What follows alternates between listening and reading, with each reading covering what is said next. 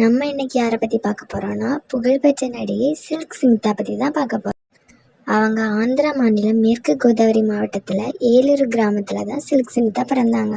ஆனால் அவங்களோட உண்மையான பேர் விஜயலட்சுமி. அவங்க பூர்வீகமாகவே தமிழர்கள் தான்.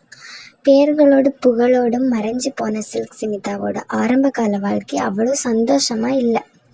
விஜயலட்சுமியோட குடும்பம் ரொம்ப வறுமையில் தவிச்சிட்டு இருந்தது. ஆனால் இவ்வளவு கஷ்டம் இருந்தாலும் சினிமாவில் சாதிக்கணுங்கிற ஆசை அவங்களுக்கு ரொம்ப அதிகமாக இருந்தது. வறுமை காரணமாக 4வது வகுப்பை ஸ்கூலில் படிப்பு முடித்தாலும் சினிமா மேலே இருந்த ஆர்வம் மட்டும் குறையவே இல்லை. குடும்ப சூழ்நிலையால் சின்ன வயசுலேயே விஜயலட்சுமிக்கு கல்யாணம் பண்ணி வச்சுட்டாங்கன்னு சொல்கிறாங்க.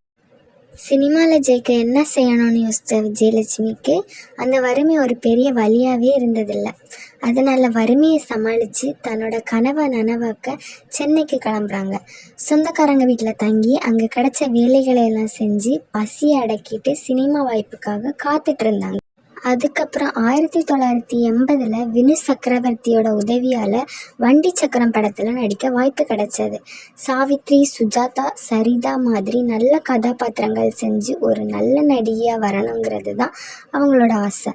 ஆனால் முதல் படமே அப்படி இல்லாமல் போச்சு. அந்த வண்டி சக்கரம் படத்தில் சாராயம் விற்கிற பொண்ணா அவங்க நடிச்சிருக்காங்க. அந்த படத்தில் அவங்க பேர் சில்க் அப்படின்னு வைக்கப்பட்டிருந்தது. ஆனால் அந்த கேரக்டரை அவங்க சூப்பராக செஞ்சு காட்டினாங்க.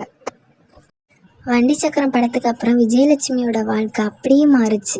அடுத்தடுத்து நிறைய படங்கள் எடுத்தாங்க. சில்க் ஸ்மிதான்னு பேரை மாற்றிக்கிட்டாங்களும் முதல் படத்தில் வந்த சில்க்குங்கிற பேர் அவங்க கூடவே ஒட்டிக்கிடுச்சு.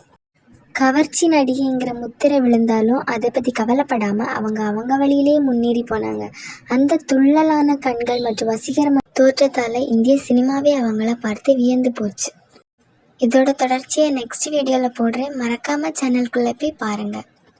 இந்த மாதிரி வேறு ஏதாவது நடிகையோட கதை வேணும்னா கமெண்ட் பண்ணுங்கள்.